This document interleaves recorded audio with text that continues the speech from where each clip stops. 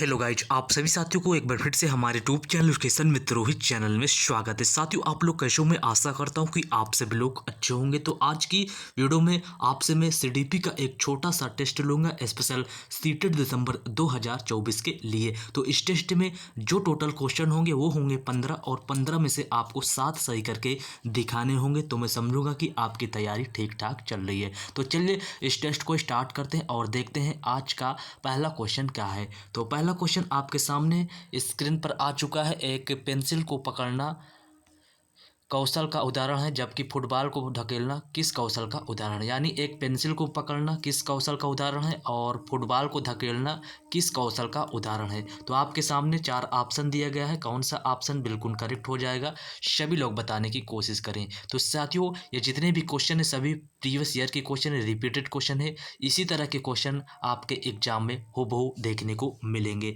तो अगर आप लोग चैनल पर नए हो तो प्लीज़ चैनल को सब्सक्राइब जरूर कर लो, आपको इस चैनल के माध्यम से निश्चित ही मदद मिलेगी। तो देखिए यहाँ पर एक पेंसिल को पकड़ना क्या है, एक सूक्ष्म गति कौशल का उदाहरण है, जबकि फुटबॉल को धकेलना जो है एक सकल गति कौशल का उदाहरण है। यानी पहला ऑप्शन बिल्कुल करेक्ट हो जाएगा, पहला ऑप्शन बिल्कुल करेक्ट हो जाएगा। दूसरा क्वेश्चन आपके सामने स्क्रीन पर है, आप लोग यहाँ पर देख सकते हैं। क्वेश्चन ये है कि विकास के संदर्भ में निम्न में से कौन सा सही नहीं है। तो आपको बताना होगा विकास के संदर्भ में निम्न में से कौन सा सही नहीं है। ये 4 ऑप्शन दिया गया है, सभी लोग बताने की कोशिश करें। तो इसका राइट आंसर हो जाएगा विकास एक अनिरंतर तरीके से होता है। यानी यही गलत है और गलत ही यहाँ पर पूछा गया है, इसलिए पहला ऑप्शन बिल्कुल सही हो जाएगा। अगला क्वेश्चन आपके सामने स्क्रीन पर है, आप लोग यहाँ पर देख सकते हैं। यहाँ पर खाली स्थान दिया गया है और फिर खाली स्थान प्रारंभिक बाल्यावस्था के दौरान बच्चों के प्राथमिक समाजीकरण की संस्थाएं है। तो इसका राइट आंसर हो जाएगा परिवार और आस पड़ोस प्रारंभिक बाल्यावस्था के दौरान बच्चों के प्राथमिक समाजीकरण की संस्था है। यानी यहाँ पर जो है पहले वाले खाली स्थान पर परिवार आ जाएगा और दूसरे पर आसपास। तो चौथा ऑप्शन बिल्कुल करेक्ट हो जाएगा। चलिए नेक्स्ट क्वेश्चन देखते हैं। तो नेक्स्ट क्वेश्चन आपके सामने स्क्रीन पर है, आप लोग यहाँ पर देख सकते हैं। क्वेश्चन ये है कि जीन पियाजे के संज्ञानात्मक विकास के सिद्धांत के अनुसार अधिकतर बच्चे किस स्तर पर सामाजिक मुद्दों और न्याय के प्रति समझ स्थापित कर लेते हैं। तो चौथा का ऑप्शन कौन सा बिल्कुल करेक्ट हो जाएगा। तो ये 4 ऑप्शन दिया गया है, सभी लोग बताने की कोशिश करें। तो इसका देखिए जो राइट आंसर हो जाएगा वो हो जाएगा औपचारिक संक्रियात्मक, यानी चौथा ऑप्शन बिल्कुल करेक्ट हो जाएगा।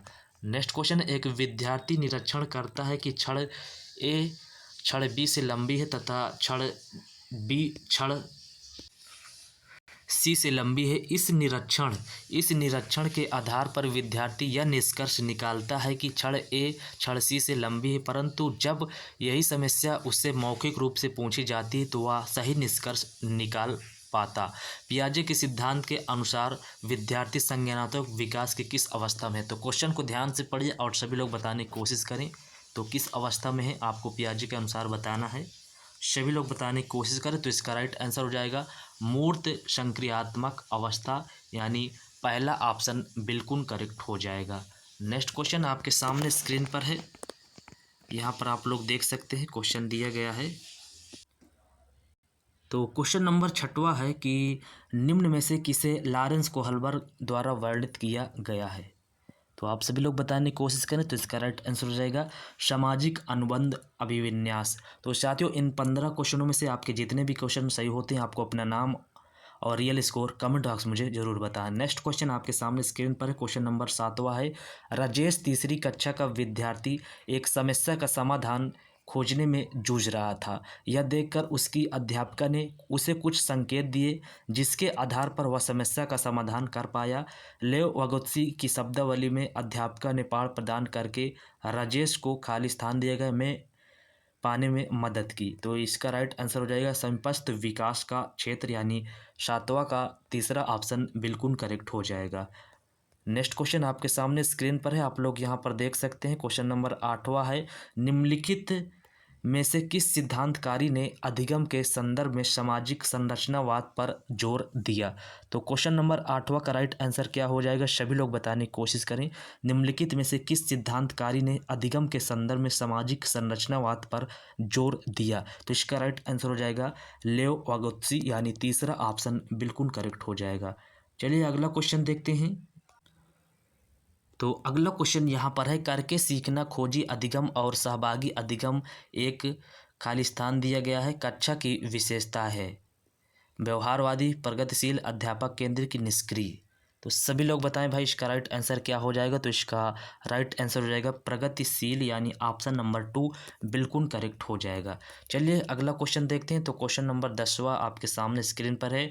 राधिका एक खिलाड़ी होने के साथ साथ एक अच्छी नृत्यांगना भी है। हावर्ड गार्डनर के अनुसार उसके पास किस प्रकार की बुद्धि है? यानी एक खिलाड़ी के होने के साथ साथ एक अच्छी नृत्यांगना भी, यानी वो नृत्य भी कर लेती है, तो उसके पास किस प्रकार की बुद्धि है हार्वर्ड गार्डनर के अनुसार आपको बताना है। तो इसका राइट आंसर हो जाएगा शारीरिक गतिक संवेदी बुद्धि, यानी तीसरा ऑप्शन बिल्कुल करेक्ट हो जाएगा। नेक्स्ट क्वेश्चन आपके सामने स्क्रीन पर है। क्वेश्चन को ध्यान से पढ़िए और सभी लोग बताने की कोशिश करें। क्वेश्चन ये है कि राष्ट्रीय शिक्षा नीति 2020 के अनुसार प्राथमिक स्तर तक के बच्चों की शिक्षा के लिए को प्राथमिकता दी जानी चाहिए। तो आपसे यहाँ पूछा गया प्राथमिक स्तर तक के बच्चों की शिक्षा के लिए को प्राथमिकता दी जानी चाहिए। किसको प्राथमिकता दी जानी चाहिए? मातृभाषा की, विदेशी भाषा की, अंग्रेजी भाषा की, केवल संकेतित भाषा। तो सभी लोग बताएं भाई इसका राइट आंसर क्या हो जाएगा?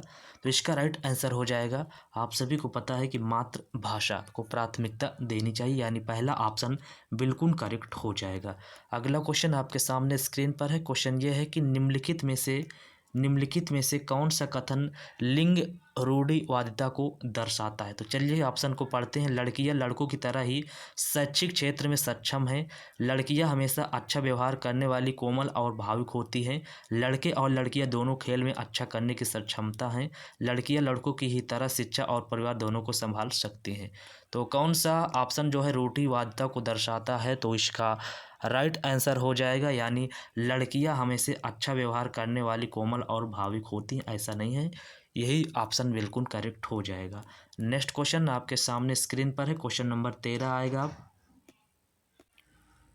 तो क्वेश्चन नंबर 13 आपके सामने स्क्रीन पर है। ये है अभिकथन और कारण से। तो अभिकथन ये दिया गया है, एक ऐसी कक्षा जिसमें विविध सामाजिक आर्थिक परिप्रेक्ष्यों से संबंधित विद्यार्थी हैं, वहाँ अध्यापकों को मानकीकृत पाठ्यक्रम के इस्तेमाल से बचना चाहिए।